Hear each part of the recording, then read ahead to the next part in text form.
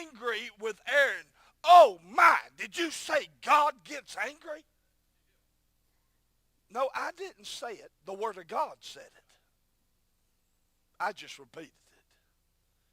The Lord got mad at Aaron. Why did he get mad at Aaron?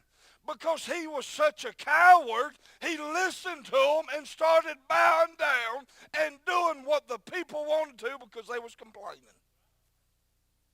Moses is up there trying to get in touch with God. See, that's what happens in the church. You've got Moseses, you've got Aarons, and then you've got a congregation of mixed between lost and born-again people. Now, which category you fit in? Which category? Are you the one up on the mount praying and pleading for God's people? Are you the one that's there to compromise and make everybody happy? Or are you one of the ones that's just running around looking for the leaders to step out so you can gripe and complain, so you can strip down, get naked, and worship a golden calf? You say, yeah, that's what they did. That's what they did. Started having these little perverted, there's some kids in here, but they've heard it all. They probably teach us something. I can tell you this, they was doing all kinds of ungodly things. Let me tell you this, whenever prayer gets out and you start finding compromise in, that's what you'll find in the church.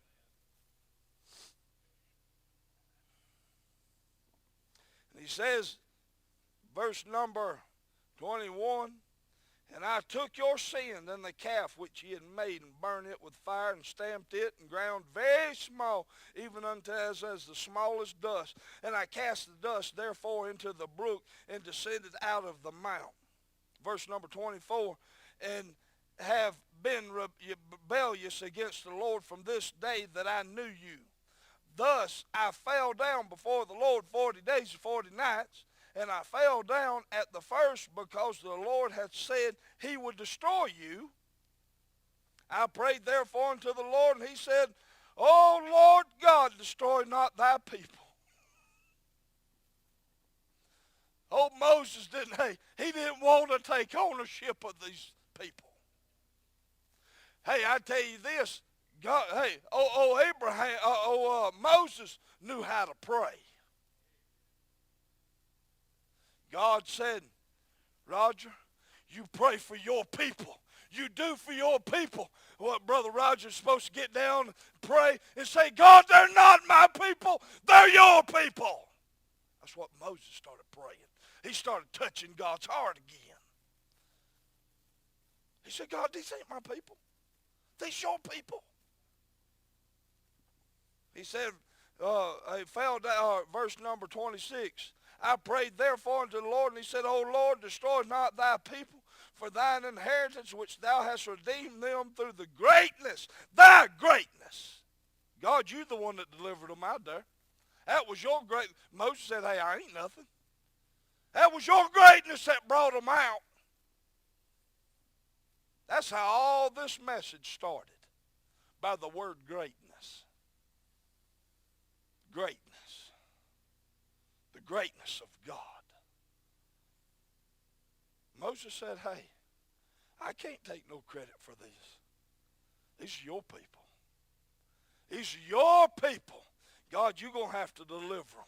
And he said, which thou brought forth out of Egypt with a mighty hand. Verse number 27, remember thy servants Abraham, Isaac, and Jacob. Look not unto the stubbornness of this people, nor their wickedness, nor to their sin. What is Moses saying here? God, don't focus on bullet. God, don't focus upon bullet. You focus again back upon that loving grandparent that he had that searched you all the time. You focus upon him, God. See, we're going down in these generations and generations, Hey, I'm telling you this, people read these scriptures, they going to say, well, God, focus on their grandparents. Well, their grandparents didn't serve you. Their great-grandparents focused on them. God, they didn't serve you. So destruction comes in. Ain't nobody wanting to serve God no more. That's what Moses said here. Remember thy servants Abraham and Isaac, God, and look not onto the stubbornness of these people. Focus back on Abraham, God. Verse number 28, lest the land which thou brought us out say, because the Lord was not able to bring them into the land which he hath promised them, and because he hated them, he hath brought them out to slay them in the wilderness. Hey, you remember Moses is still praying here. Moses is praying. Verse number 29. Yet they are thy people, and thine inheritance, which thou broughtest out by thy mighty power, and by thy stretched forth hand. Boy, I tell you what, he touched God's heart. And you know what God did? He turned around and delivered them. He delivered them. See, let me tell you this. You say, well, my prayers don't mean nothing. Boy, I tell you what, your prayers mean something to God. They might not mean nothing to you. But let me tell you this. If your prayers don't mean nothing to you, then I can go ahead and assure you they don't mean nothing to God. But when your prayers start meaning something to you, they mean something to God. Between the beginning and the end of the journey, don't repeat the wrongdoings of others that God gave us as an example. Let me tell you this, he gives us a new year to start over afresh. Hey, don't get hung up and stay in that same old situation of life that you're in, just wallowing in the mud. As we travel, remember God's blessings. Remember whom you belong to. Remember who brought you out of bondage. Remember who will lead you into the land of promise. Well, I tell you this. We was in bondage. The moment you got saved, you was in bondage. God, hey, you say, well, promised land's Old Testament. Let me tell you this. God's promised me a land. He's going to take me to. Who's praying for forgiveness? Who's seeking God? Who's in God's will? Whose prayers are being answered? Whose will be denied? We have a new year approaching. What will you and I do with the Lord and his wonderful blessings? Learn from mistakes and move forward for his glory. That's all we can do. It depends upon God. Depend upon God. Let me tell you this. Don't go back in. Let this be an example. Hey, when things is down and out and in, you don't know which direction you are going, just depend on God. If we've ever lived in a time, I really believe demonic presence in your mind and my mind is ever more realer right now than it's ever been. I believe it. I believe it. Yeah, hey, can I ask you a question real fast? Why are you not serving God better than what you're doing? Why ain't I serving God more than what I'm doing? Yes, it is me. It is me. It's my flesh. But I'll tell you this. There's something that gets in my mind. And it can help hinder my flesh. And it can get in your mind. Why you get mad at the preacher? Why you get mad at the preacher sometimes? Why you get mad at somebody else in the church? Why you get aggravated? Why you say, well, I ain't going to church today. I just don't feel like it. Why is all these things? It all starts, is stemmed right here. In that mind, there's a little seed that's planted. Most of us, what the devil does, he comes through, he just thumps that little old seed. He's accurate. He's accurate. He can thump that one little seed over there. It land right there. And that's us that we up there watering it up under the shower, and they're trying to water it. That's us that doing that. All he does is thump that little seed in there. But you're the one that waters it. God don't water it. God don't water it. You have to water it. Devil don't have no water to come by. He ain't got no water. Devil ain't got no water. You water it yourself. All he do is got the imagination, the seed.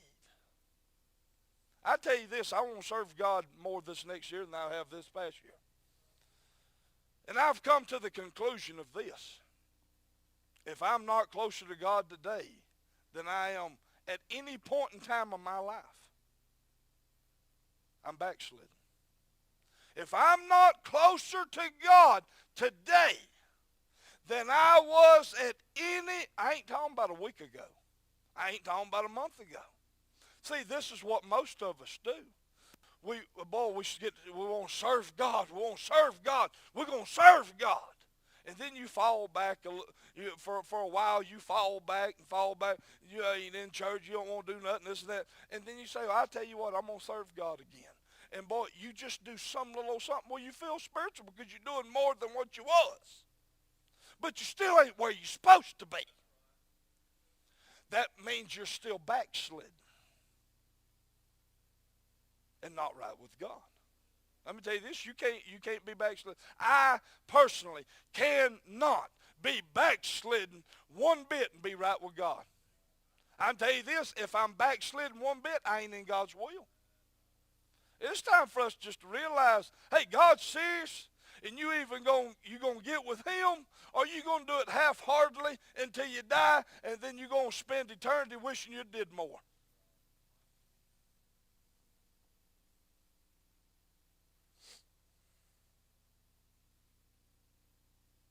If you will, stand. In the middle of our journey, remember this, you're in the middle of your journey. Let me tell you what direction, how you go, where you plan, where you take up roots, what you do is solely in your hands. You're in the middle of your journey. And I thought about this. Wednesday night we said, the average life expansion of somebody's, just say 80 years old. Just say 80.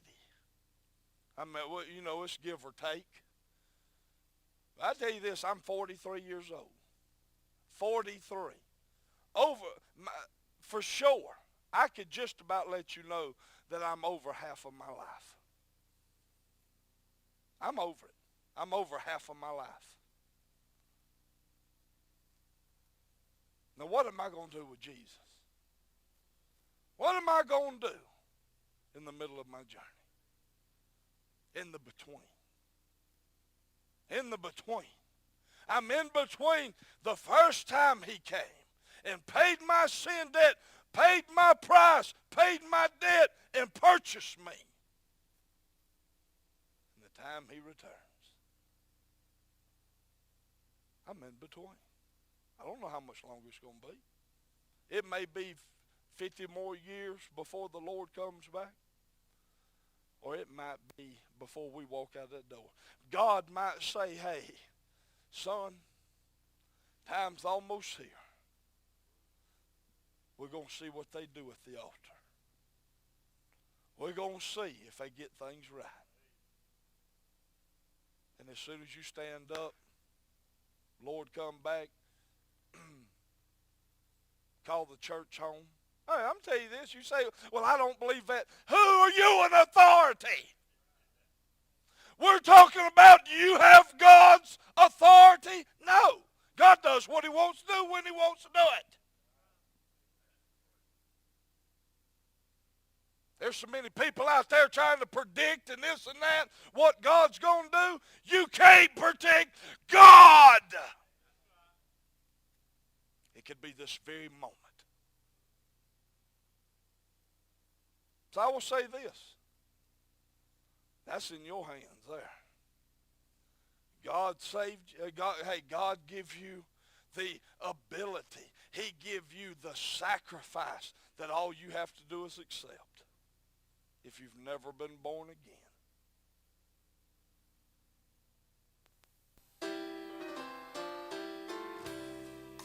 If you need to pray, come pray.